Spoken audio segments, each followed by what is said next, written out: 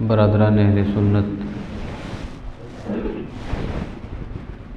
معزز محترم بزرگوں، نوجوان ساتھیوں، السلام علیکم ورحمۃ اللہ تعالی وبرکاتہ۔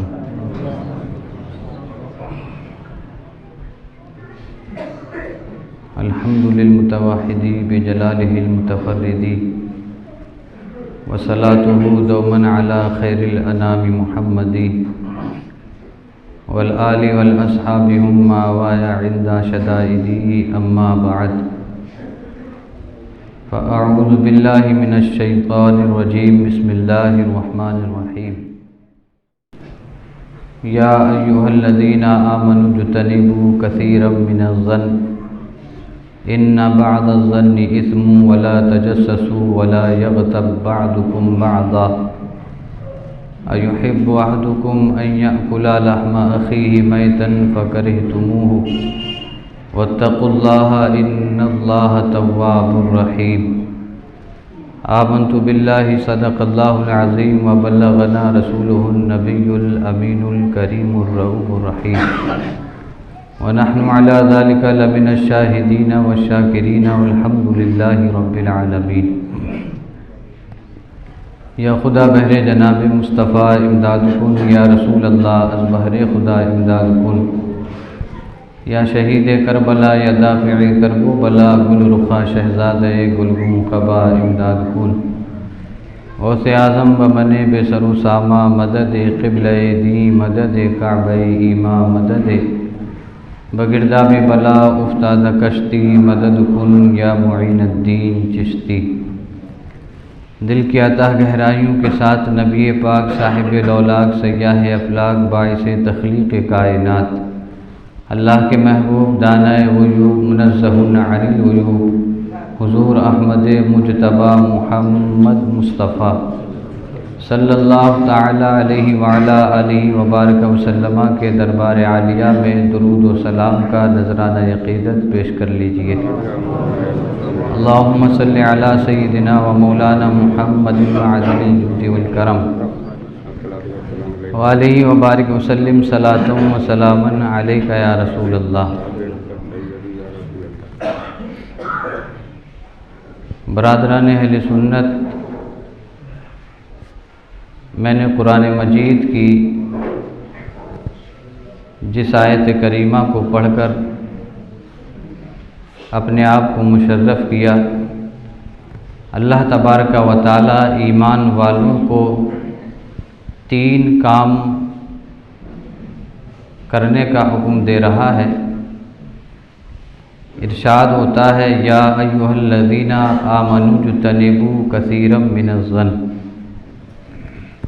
اے ایمان والو زیادہ گمان سے بچو، ان بعض الظن اثم، بے شک کچھ گمان گناہ ہیں۔ اللہ تبارک و تعالی نے دوسرا کام ایمان والوں کو دیا، ولا تجسسوا، اور دوسروں کے عیب تلاش نہ کرو۔ تیسرا کام رب فرماتا ہے، ولا یغتب بعضکم بعضا، اور ایک دوسرے کی بعض کی غیبت نہ کریں۔ غیبت کو سمجھانے کے لیے رب تبارک و تعالی نے ایک مثال دی، ایحب احدکم ان یأکل لحم اخیہ میتا، کیا تم میں سے کوئی یہ پسند کرے گا کہ وہ اپنے مردہ بھائی کا گوشت کھائے، فکرہتموہ، تو وہ اس کو ناگوار گزرے۔ اس مثال کے ذریعے رب تبارک و تعالی نے غیبت ایمان والوں کو سمجھائی کہ غیبت کرنا ایسا ہے جیسے اپنے مردار بھائی کا گوشت کھانا۔ واتقوا اللہ، اور اللہ سے ڈرو، ان اللہ تواب الرحیم، بے شک اللہ توبہ قبول کرنے والا مہربان ہے۔ اللہ تبارک و تعالیٰ کا اپنے ایمان والے بندوں کے ساتھ انداز کلام ملاحظہ فرمائیں کہ رب نے اس آیت کریمہ کی شروعات یا ایھا الذین آمنوا سے فرمائی، یعنی اپنے بندوں کو بتا دیا کہ تم ایمان والے ہو لیکن تم سے گناہ ہو جاتے ہیں، تم سے غیبت بھی ہو سکتی ہے، تم کسی کے عیب بھی تلاش کر سکتے ہو، تم کسی کے بارے میں زیادہ گمان میں مبتلا بھی ہو سکتے ہو۔ پھر رب نے اسی آیت کے آخر میں فرمایا اگر یہ سب کچھ کر لیتے ہو واتقوا اللہ، اللہ سے ڈرو، ان اللہ تواب الرحیم، بے شک اللہ توبہ قبول کرنے والا مہربان ہے۔ اللہ تبارک و تعالیٰ نے پہلے ایمان والوں کو مخاطب فرمایا، پھر انہیں یہ بتایا کہ یہ چیزیں گناہ ہیں اور ان سے بچو، اور اگر نہیں بچ پاتے ہو تو اللہ سے ڈرنے کی کوشش کرو اور اللہ کی بارگاہ میں توبہ کرو گے، اللہ بہت توبہ قبول کرنے والا مہربان ہے۔ اس آیت کریمہ میں جب ترتیب پہ آپ غور کریں گے تو اللہ نے پہلے بچنے کا حکم دیا زیادہ گمان سے، اس کے بعد حکم دیا ولا تجسسوا، عیب تلاش نہ کرو، پھر فرمایا ولا یغتب بعضکم بعضا، تم میں سے بعض کی غیبت نہ کریں۔ ترتیب پہ غور کرنے سے پتہ چلے گا کہ اللہ تبارک و تعالی نے اپنے بندوں کو زیادہ گمان کرنے سے روک دیا۔ یہ ایک حد اور ایک دیوار کھڑی کر دی کہ تم زیادہ گمان کرنے سے رک جاؤ گے تو تم کسی کے عیب بھی تلاش نہیں کرو گے، اور جب عیب تلاش نہیں کرو گے تو کسی کی غیبت بھی نہیں کرو گے۔ اگر تم زیادہ گمان کرنے سے نہ رکے تو عیب بھی تلاش کرو گے، پھر آگے چل کے اس کی غیبت بھی کرو گے۔ آپ سمجھیں، جب کوئی بندہ کسی بندے کی غیبت کرتا ہے، یعنی کسی کی برائی بیان کرتا ہے، اور برائی بیان کرنا، اس کے عیب بیان کرنا، یہ غیبت کہلاتی ہے۔ جب کوئی ایک شخص دوسرے شخص کی غیبت کرتا ہے یعنی اس کے عیب بیان کرتا ہے، تو یہ عیب پہلے اسے پتہ کیسے چلے؟ اس نے تلاش و جستجو کی کہ اس کے عیب کیا کیا ہیں، اس کی باتیں سنی، لوگوں سے اس کے تعلق سے پوچھا، جب عیب پتہ چلے، اب یہ عیب پتہ کرنے کی کوشش کیوں کی؟ اس کے ذہن میں پہلے اس کے تعلق سے بدگمانی آ گئی تھی۔ یہ بدگمانی آنا ہی عیب تلاش کرنے کی طرف لے جاتی ہے، پھر عیب تلاش کرنے والا غیبت کرنا شروع کر دیتا ہے۔ تو اللہ تبارک و تعالیٰ نے یہ ترتیب اپنے بندوں کو بتائی کہ اگر تمہیں عیب تلاش کرنے سے بچنا ہے، غیبت سے بچنا ہے، تو زیادہ گمان کرنے سے بچو، یعنی اپنے من مفتی بنے مت پھرو کہ جس کے تعلق سے چاہو فتویٰ دے دو کہ فلاں ایسا ہے، فلاں ایسا ہے، وہ یہ کام کرتا ہے، وہ یہ کام کرتا ہے۔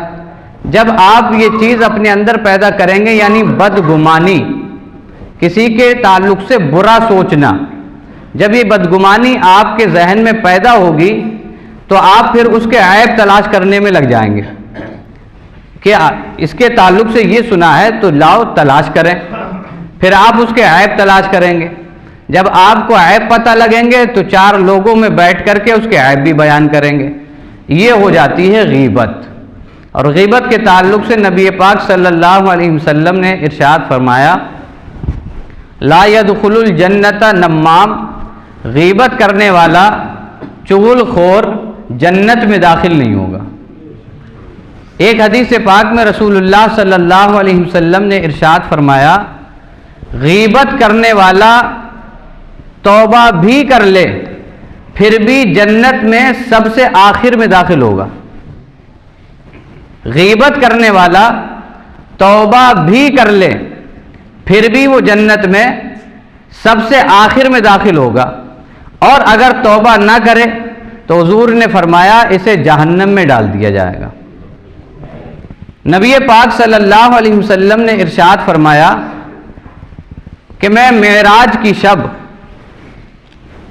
جہنم کے پاس سے گزرا تو میں نے کچھ لوگوں کو دیکھا کہ وہ اپنے تانبے کے ناخنوں سے، کہ ان لوگوں کے ناخن تانبے کے ہیں، اور تانبے کے ناخنوں سے وہ اپنے چہرے کو اور اپنے سینے کو کھینچ رہے ہیں، پھاڑ رہے ہیں، اپنے چہرے کو زخمی کر رہے ہیں۔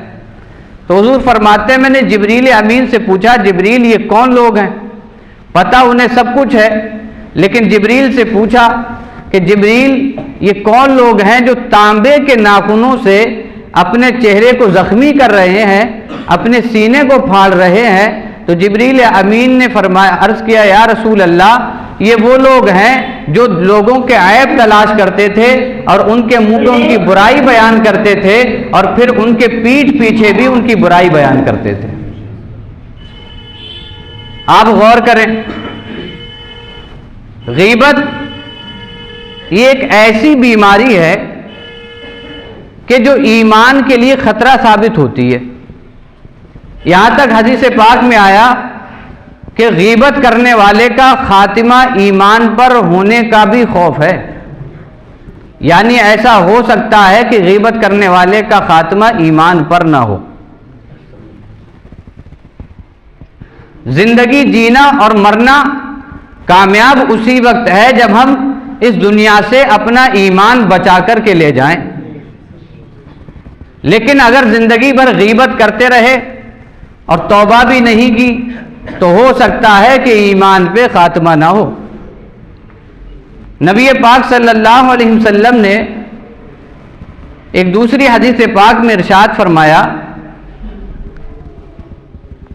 کہ غیبت کرنا زنا سے بدتر ہے، زنا کبیرہ گناہ ہے۔ حضور نے فرمایا کہ غیبت کرنا زنا سے بدتر ہے۔ ایک صحابی رسول کھڑے ہوئے، عرض کیا یا رسول اللہ غیبت زنا سے بدتر کیسے ہے؟ ارشاد فرمایا کہ زنا کرنے والا جب توبہ کر لیتا ہے تو اللہ اس کے گناہ کو معاف کر دیتا ہے، لیکن غیبت کرنے والا توبہ بھی کرے تب بھی اس کا گناہ جب تک معاف نہیں ہوتا ہے جب تک اس سے معافی نہ مانگے کہ جس کی غیبت کی ہو۔ اس کے پاس جائے، اس سے کہے کہ میں نے تیرا فلاں عیب بیان کیا تھا، چند لوگوں میں بیٹھ کے تیری برائی کر دی تھی، اب تو مجھے معاف کر دے، میں اللہ کی بارگاہ میں توبہ کرتا ہوں، تب اللہ تبارک و تعالی اسے معافی عطا فرمائے گا۔ نبی پاک صلی اللہ علیہ وسلم نے حدیث پاک میں فرمایا کہ غیبت یہ بدتر گناہ ہے۔ تو ایک صحابی کھڑے ہوئے، عرض کیا یا رسول اللہ کیا یہ بھی غیبت ہے کہ ہم کسی کی سچی بات بیان کریں؟ یعنی کسی کے اندر عیب ہے، ہم وہ عیب ہی تو بیان کر رہے ہیں، کیا یہ بھی غیبت ہے؟ تو نبی پاک صلی اللہ علیہ وسلم نے ارشاد فرمایا کہ ہاں یہی تو غیبت ہے۔ اگر عیب اس کے اندر ہے اور اسے تم چند لوگوں میں بیان کر رہے ہو، یہی تو غیبت ہے۔ اگر عیب اس کے اندر نہیں ہے تو یہ غیبت نہیں بلکہ بہتان ہے، اور کسی پہ تہمت بہتان لگانے کی سزا اسلام کے اندر 80 کوڑے رکھی گئی ہے۔ یعنی آپ تھوڑا سا اگر غور کریں گے تو ہمارے شب و روز، ہمارے لیل و نہار، ہمارے دن رات کسی نہ کسی کی برائی بیان کرنے میں نکل رہے ہیں۔ عوام تو عوام، خواص کا حال یہ ہے کسی نہ کسی کی برائی پہ لگے رہتے ہیں۔ ہم کیا سمجھ رہے ہیں کہ یہ عیب تو اس کے اندر ہے ہی، اور کہنے والا کہتا بھی ہے سینہ تان کے، ایسی بات نہیں ہے کہ میں پیچھے کہہ رہا ہوں، میں اس کے منہ پہ بھی کہہ سکتا ہوں۔ یہ جملہ تو آپ نے سنا ہوگا، سینہ تان کے لوگ کہتے ہیں کہ ایسی بات نہیں ہے کہ میں اس کے پیچھے کہہ رہا ہوں، آپ اگر اس کے منہ پہ کہلوانا چاہیں تو اس کے منہ پہ بھی کہہ دوں گا میں۔ یہ غیبت ہے، چاہے آپ پیچھے کہیں چاہے منہ پہ کہیں، غیبت کبیرہ گناہ ہے، زنا سے بدتر ہے، اور غیبت کرنے والے کا ٹھکانہ جہنم ہے۔ تو ہمیں تھوڑا غور کرنا چاہیے، سوچنا چاہیے کہ ہمیں کسی کی برائی بیان کرنا ہے یا نہیں کرنا ہے۔ اور سیدھی بات تو یہ ہے، کسی کی برائی بیان کرنے سے پہلے اپنے گریبان میں جھانک لو، یہی بڑی اچھی بات ہے، کیونکہ کوئی بھی دودھ کا دھلا نہیں ہوتا ہے۔ بس دوسرے کی غیبت کرنا، دوسرے کی بیان کرنا، دوسرے کی برائی بیان کرنا، اس میں مزہ آتا ہے، اور شیطان پورا پورا سپورٹ کرتا ہے، تو ہمیں پتہ ہی نہیں لگتا کہ ہم کر کیا رہے ہیں۔ لیکن سمجھو، جب چند لوگ بیٹھیں، کسی کو موضوع سخن نہ بناؤ کہ بھئی فلاں صاحب ایسے ہیں، ارے فلاں سے ملا تھا، اس کی تو حالت ایسی ہے۔ حضرت ام سلمہ رضی اللہ تعالی عنہ فرماتی ہیں کہ حضور صلی اللہ علیہ وسلم فجر کی نماز کے لیے حجرہ مبارکہ سے نکلے اور نماز پڑھانے کے لیے مسجد میں پہنچے۔ دن نمودار ہوا، حضور ابھی تشریف نہیں لائے تھے کہ ایک عورت میرے پاس آ کر کے بیٹھ گئی۔ حضرت ام سلمہ حضور صلی اللہ علیہ وسلم کی بیوی فرماتی ہیں، ایک عورت میرے پاس آ کر کے بیٹھ گئی اور وہ ایک دوسرے شخص کی برائی بیان کرنے لگی۔ اس کی بات سن کے میں بھی ہنسی، مجھے بھی ہنسی آئی۔ اتنے میں حضور داخل ہو گئے حجرہ مبارکہ میں۔ تو حضرت ام سلمہ فرماتی ہیں، حضور نے اپنی ناک مبارک پر، بینی شریف پر رومال لگایا اور فرمایا، اوف اتنی بدبو۔ حضرت ام سلمہ نے کہا، یا رسول اللہ بدبو؟ یہاں تو کیسی بھی بدبو نہیں ہے۔ تو حضور نے فرمایا، تم نے ابھی کسی کی غیبت کی ہے تو اس غیبت کی بدبو یہ ہے۔ حضور نے فرمایا، جاؤ قے کرو۔ اور یہ جب گئی، ام سلمہ فرماتی ہے، میں نے قے کی تو میرے منہ سے خون کا جمے ہوئے لوتھڑے نکلے، اور جب اس عورت نے قے کی تو اس کے منہ سے بھی جمے ہوئے خون کے لوتھڑے نکلے۔ اب یہ حاضر ہوئی، یا رسول اللہ ہم نے تو ایسا کچھ کام بھی نہیں کیا کہ ہمارے منہ سے جمے ہوئے خون کے لوتھڑے نکلے۔ تو حضور نے فرمایا، تم نے جس کی غیبت کی تھی اس کا تم نے گوشت کھایا تھا۔ یہ حضور صلی اللہ علیہ وسلم کا معجزہ ہے کہ حضور نے ثابت کر دیا کہ تم نے غیبت کی ہے، اور غیبت کرنے والا ایسا ہے جیسے اپنے مردار بھائی کا گوشت کھانے والا۔ اسی کو رب نے قرآن میں کہا، ایحب احدکم ان یاکل لحم اخیہ میتا، کیا تم یہ پسند کرتے ہو کہ تم اپنے مردار بھائی کا گوشت کھاؤ؟ فکرہتموہ، تو تم اس کو ناگوار سمجھو گے۔ تھوڑی دیر تصور بعد ہے کہ آپ کا بھائی مردار ہے، آپ نے ایک چھری لی، اس کا گوشت کی بوٹی ایک کاٹی اور اسے کھانے لگے۔ آپ کر سکتے ہیں ایسا؟ یقیناً کسی میں اتنی ہمت نہیں، اور نہ ہی کوئی اتنا بڑا دل لے کے آئے گا کہ اپنے مردار بھائی کا گوشت کاٹ کر کے کھائے۔ حضور نے فرمایا کہ غیبت کرنے والا ایسا ہی ہے جیسے اس نے اپنے مردار بھائی کا گوشت کھایا ہے۔ نبی پاک صلی اللہ علیہ وسلم جب سفر پہ نکلتے تھے، جہاد کے لیے جاتے تھے، تو جو غریب صحابہ ہوتے تھے انہیں دو مالدار صحابہ کے ذمہ داری میں دے دیتے تھے کہ یہ غریب شخص جو ہے، یہ مالدار جو دو لوگ ہوں گے ان کی خدمت کرے گا، اور مالدار لوگ پیسہ خرچ کریں گے، یہ ان کی خدمت میں لگا رہے گا۔ اس طرح اس کا بھی کام چلتا رہے گا اور ان کا بھی کام چلتا رہے گا۔ تو ایک مرتبہ نبی پاک صلی اللہ علیہ وسلم سفر پہ نکلے، ایسے جو غریب صحابی تھے انہیں مالدار دو صحابہ کے ذمہ کر دیا کہ یہ تمہاری خدمت کرے گا اور اس کی تم مدد کرنا۔ حضرت سلمان فارسی رضی اللہ تعالیٰ عنہ کو بھی دو صاحبوں کی ذمہ داری میں دے دیا کہ حضرت سلمان فارسی غریب تھے، ہجرت کر کے آئے ہوئے تھے، تو دو صحابہ جو مالدار تھے ان کی ذمہ داری میں دے دیا، کہا یہ سلمان فارسی تمہاری خدمت کریں گے اور تم ان کی مدد کرنا۔ اب سفر میں چلتے رہے، ایک جگہ رکے، حضرت سلمان فارسی رضی اللہ تعالیٰ عنہ سو گئے۔ کھانا بننے کا ٹائم تھا، دیگر تمام صحابہ نے کھانا بنایا اور کھا لیا۔ اب سلمان فارسی سو گئے تھے، اب بیدار ہوئے تو وہ دو صاحب جو تھے انہوں نے کہا کہ جاؤ کھانا لے کے آؤ، تم نے کھانا نہیں بنایا، جاؤ حضور کی بارگاہ میں جاؤ کھانا لے کے آؤ۔ تو اب حضرت سلمان فارسی رضی اللہ تعالیٰ عنہ پہنچے۔ حضرت اسامہ رضی اللہ تعالیٰ عنہ جو خادم کچن تھے، خادم مطبخ تھے، ان کے پاس گئے، کہا کچھ کھانے کو ہے وہ دے دو، میں سو کر رہ گیا تھا اس لیے میں نے کچھ بنایا نہیں۔ تو انہوں نے کہا کہ بچا تو کچھ بھی نہیں ہے کھانے کو، ہوتا تو میں ضرور دیتا۔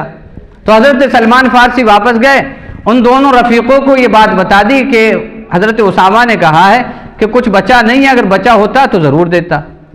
تو وہ دونوں صاحب بولے کہ اسامہ نے بخل کیا ہے۔ کیا کیا اسامہ نے؟ بخل کیا، کنجوسی دکھائی ہے، ہوگا لیکن دیا نہیں۔ اب جب یہ دونوں صاحب، دونوں رفیق حضور کی بارگاہ میں پہنچے تو حضور سے عرض کیا یا رسول اللہ ہمیں کھانا چاہیے۔ نبی پاک نے ارشاد فرمایا تمہارے منہ میں گوشت کی رنگت دیکھ رہا ہوں، تمہارے منہ میں گوشت کی رنگت دیکھ رہا ہوں۔ تو دونوں بولے یا رسول اللہ ہم نے تو ابھی گوشت کھایا ہی نہیں ہے۔ حضور نے فرمایا ابھی تھوڑی دیر پہلے تم نے اسامہ کی غیبت کی تھی، تو یہ غیبت کرنا ایسا ہے جیسے اپنے بھائی کا گوشت کھانا۔ یہ غیب دا نبی کی خبریں ہیں جو حضور نے فرمائی۔ ایسے ہی ایک مرتبہ نبی پاک صلی اللہ علیہ وسلم نے صحابہ کو حکم دیا کہ روزہ رکھو اور افطار اس وقت کرنا جب میں حکم دوں۔ تو تمام صحابہ نے روزہ رکھ لیا۔ اب شام کا وقت ہوا، افطار کا وقت ہوا، صحابی آتے حضور سے اجازت لیتے اور افطار کرتے۔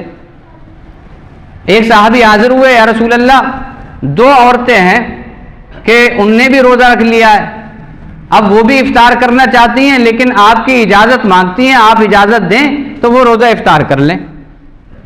تو حضور صلی اللہ علیہ وسلم نے فرمایا انہوں نے روزہ رکھا ہی کہاں ہے؟ حضور نے فرمایا انہوں نے روزہ رکھا ہی کہاں ہے؟ اب یہ صحابی تھے، انہوں نے کہا روزہ تو رکھا ہے یا رسول اللہ۔ تو حضور نے فرمایا ان کے پاس جاؤ اور ان سے کہنا قے کریں۔ اب یہ گئے، ان دونوں عورتوں سے کہا کہ تم دونوں قے کرو۔ اب انہوں نے جب قے کی تو ان کے منہ سے بھی خون کے لوتھڑے جمع ہوا خون نکل لیا تھا۔ اب انہوں نے جب دیکھا تو حیرت میں پڑ گئے، دوڑتے حضور کی بارگاہ میں حاضر ہوئے، یا رسول اللہ ایسا ایسا مسئلہ ہے۔ تو حضور نے فرمایا میں نے کہا تھا دیکھو انہوں نے روزہ نہیں رکھا ہے، انہوں نے گوشت کھایا ہے۔ تو حضرت جو صحابی تھے انہوں نے عرض کیا یا رسول اللہ روزہ تو رکھا تھا۔ حضور نے ارشاد فرمایا روزہ تو رکھا تھا، صرف کھانے پینے سے رکھا تھا، لیکن اپنے بھائیوں کی غیبت کرتی رہی تو یہ ایسا ہی تھا جیسے انہوں نے اپنے بھائیوں کا گوشت کھایا۔ ہمیں سوچنا چاہیے، غور کرنا چاہیے۔ ہم کسی نہ کسی کی برائی بیان کر دیتے ہیں اور ہمیں پتہ بھی نہیں لگتا۔ اس چیز پہ غور کریں، سوچیں، سمجھیں۔ آپ کے سامنے جب کسی کی برائی ہو تو اس سے منع کر دیں کہ بھائی تو ہمارے سامنے اس کی برائی مت کر، اگرچہ وہ کتنا ہی برا صحیح، کتنے ہی عیب صحیح، شرابی ہے، کبابی ہے، کچھ بھی صحیح، لیکن اگر کوئی برائی کرتا ہے فوراً منع کر دیں کہ برائی ہمارے سامنے مت کرو اس کی، کیونکہ جب وہ برائی کرے گا تو آپ بھی ہاں میں ہاں ملائیں گے، تو آپ بھی شریک ہو جائیں گے۔ اور غیبت کرنے والا ایسا ہے جیسے اس نے اپنے بھائی کا گوشت کھایا ہے اور جہنم میں داخل ہوگا، اور خاتمہ بھی ایمان پہ نہ ہو یہ بھی اندیشہ ہے۔ ہمارے درمیان بہت سی باتیں ہوتی رہتی ہیں لیکن ہمیں وہ غیبت ہی نہیں لگتی۔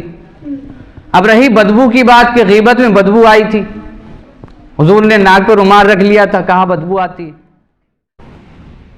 اصول یہ ہے کہ آپ جب بدبو کی جگہ جائیں گے تب آپ کو بدبو محسوس ہوگی، اور جب آپ وہیں رہنے لگیں گے تو آپ کو بدبو محسوس ہونا بند ہو جائے گی، آپ کو بدبو محسوس ہونا بند ہو جائے گی۔ پھر ناک میں وہ قوت ہوتی ہے کہ ناک اسے برداشت کرنا شروع کر دیتی ہے، پھر وہ بدبو نہیں لگتی ہے۔ یہی وجہ ہے کہ غیبت میں بدبو تو ہے، اور یہاں تک کتابوں میں آیا کہ اگر غیبت کی بدبو کو سمندر میں ڈال دیا جائے تو سمندر کا پانی بھی بدبودار ہو جائے گا۔ لیکن ہمیں بدبو کیوں نہیں آتی؟ اس کی وجہ یہ ہے کہ ہم ہر وقت بدبو میں ہیں، ہر وقت بدبو میں ہیں۔ کوئی دوست ملا، بات چیت ہوئی، جیسے ہی وہ پلٹا آیا, دیکھا اسے میں نے, بات کر کے بڑا ڈینگے مار رہا تھا, دیکھا ہے میں نے اسے کیسے رہتا ہے, ذرا سا کوئی پلٹا مہمان نکلا بس شروع, کھائے کیسے رہا تھا, ایسا لگ رہا تھا پہلی بار ملا اسے. یہ سب غیبتیں ہیں. ایسی بہت سی مثالیں آپ کو مل جائیں گی. اور یہ بھی میں کہہ ہی دوں کہ غیبت عام آدمی کی کرنا غیبت ہی نہیں ہے, بلکہ اماموں کی برائی بیان کرنا بھی غیبت ہی ہے.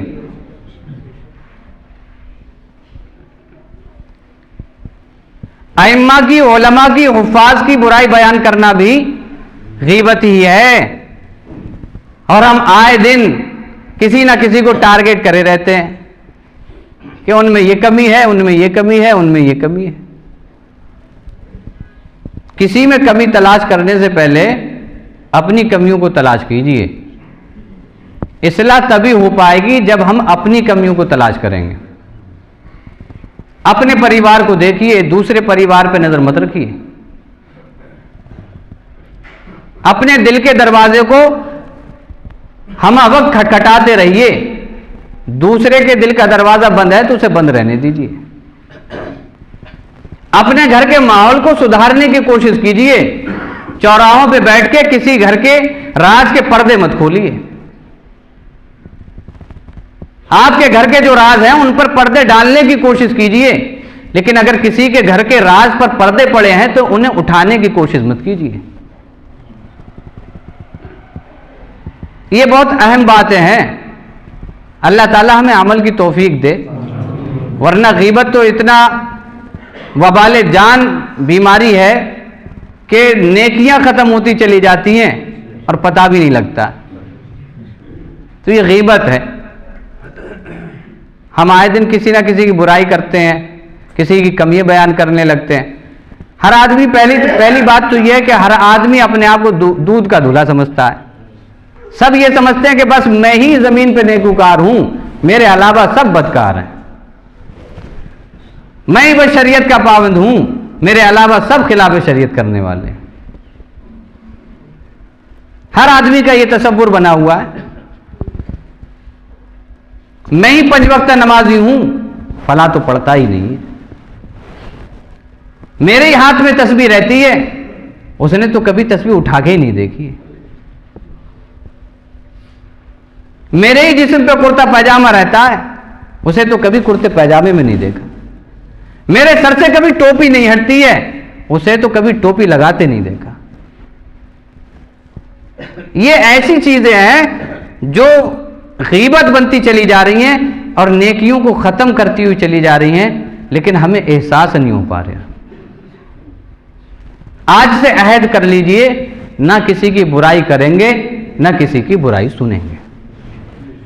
اور انشاءاللہ جب آپ یہ اصول اپنی زندگی کا بنا لیں گے کہ نہ کسی کی برائی کریں گے, نہ کسی کی برائی سنیں گے, تو آپ کی برائی بھی کوئی نہیں کرے گا. اور دوسروں کے عیب تلاش مت کیجئے. قرآن کہتا وَلَا تَجَسَّسُوا, عیب تلاش کرنے میں مت پڑو, عیب تلاش مت کیجئے. رب ہو کے سب کچھ جانتا کہ میرے بندے میں کتنے عیب ہیں, پھر بھی وہ کہہ رہا وَلَا تَجَسَّسُوا, میرے بندے کے عیب تلاش مت کرو. اس کے جو عیب ہیں اس کا اور میرا معاملہ ہے.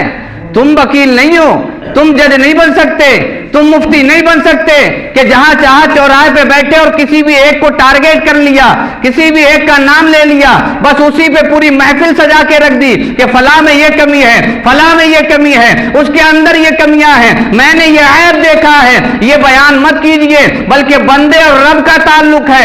اللہ جب اس کے عیبوں پہ پردہ ڈالنا چاہتا ہے تو ہم اور آپ کون ہوتے ہیں جو اس کے عیبوں سے پردہ اٹھانے لگے ہیں؟ جب اللہ اسے رسوا نہیں کرنا چاہتا ہے تو ہم کیوں کسی کو رسوا کرنے کے چکر میں لگے ہیں؟ وَلَا تَجَسَّسُوا, عیب تلاش مت کیجیے. وَلَا يَغْتَبْ بَعْضُكُمْ بَعْضًا, بعض کی غیبت مت کرو. یہ ایسا ہے جیسے مردار بھائی کا گوشت کھانا. اگر آپ مردار بھائی کا گوشت کھا سکتے ہیں تو پھر غیبت کیجیے, اور نہیں کھا سکتے ہیں تو آج سے عہد کر لیجئے کہ نہ کسی کی برائی کریں گے نہ کسی کی برائی، ایک بار بولیے، نہ کسی کی برائی کریں گے نہ کسی کی برائی انشاءاللہ۔ اللہ تعالی ہمیں عمل کی توفیق دے۔